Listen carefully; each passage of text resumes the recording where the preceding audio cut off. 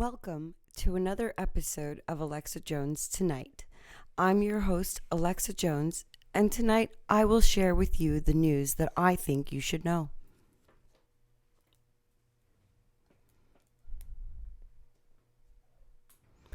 ER nurse tests positive for COVID-19 8 days after receiving vaccine. From San Diego, health experts are weighing in after a local nurse tested positive for COVID-19 more than a week after receiving the Pfizer vaccine. New. Over 3/4 in new polls support mandatory photo ID to vote in person.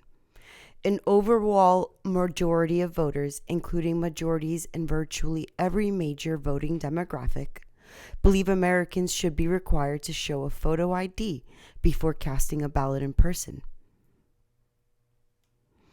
Mitch McConnell introduces $2,000 aid checks bill tied to social media immunity and election fraud.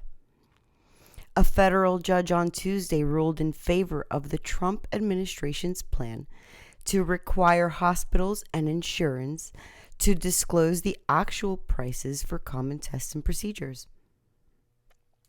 Donald Trump tweet, quote, "Unless Republicans have a death wish, and it is also the right thing to do, they must approve the $2,000 payments ASAP. $600 is not enough.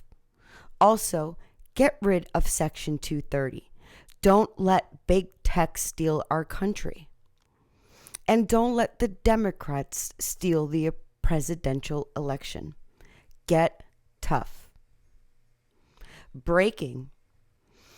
Trump campaign takes Wisconsin constitutional fight to the Supreme Court.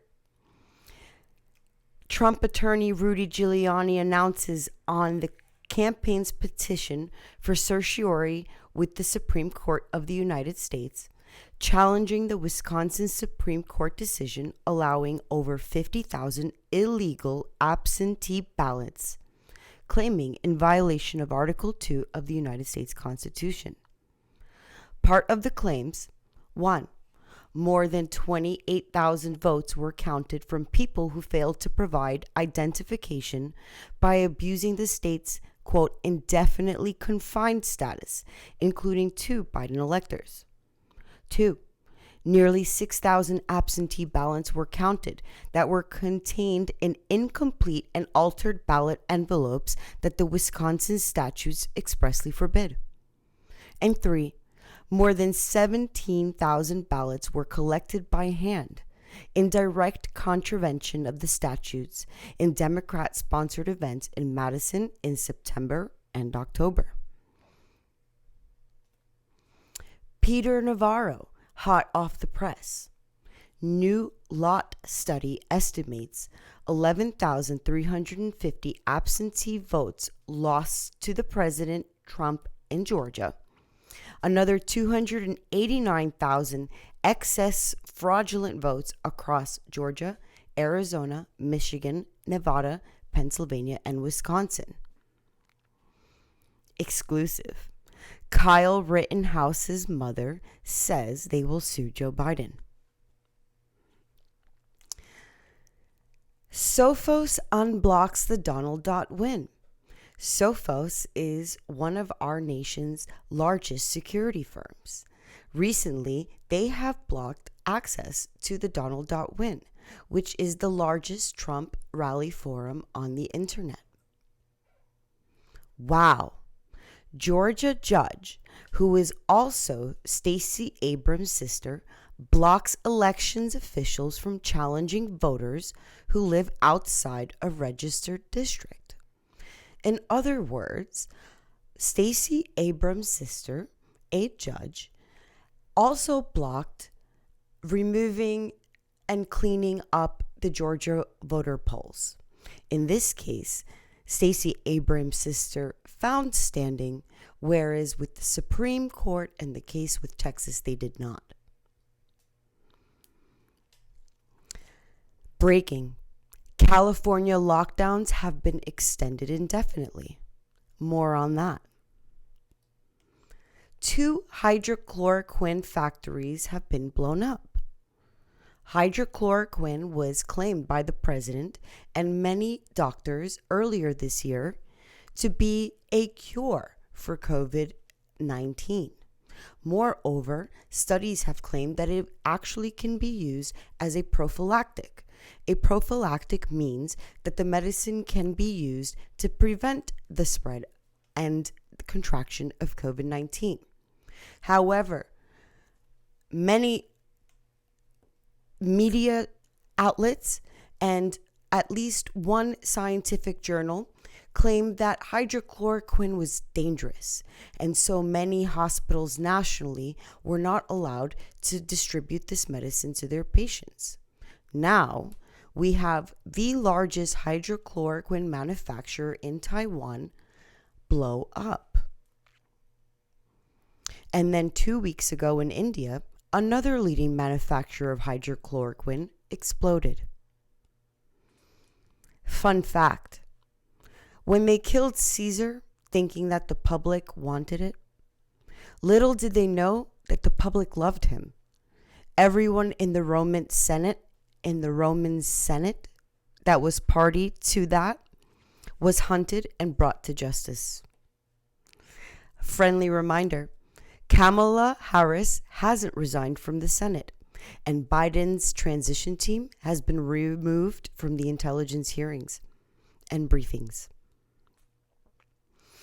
Statue of slave kneeling before Lincoln is removed in Boston. The campaign for the Freedmen's Memorial Monument to Abraham Lincoln, as it was to be known, was not the only effort of the time to build a monument to Lincoln. However, as the only one soliciting contributions exclusively from those who had most directly benefited from Lincoln's act of emancipation, it had special appeal. The funds were collected solely from freed slaves. Again, that statue is being removed in Boston. Breaking from One America News: Senate Majority Leader Mitch McConnell introduces competing bill for $2,000 stimulus check. It would also repeal Section 230 and set up commission to study voter fraud.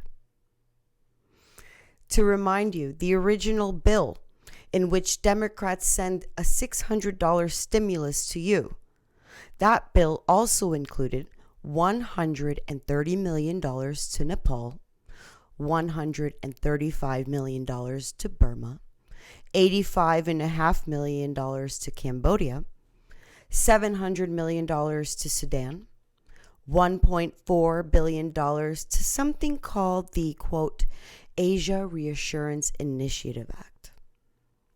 Exclusive: Candace Owens tells Glenn Beck she will run for office. Quote, I'll win and they won't know what hit them.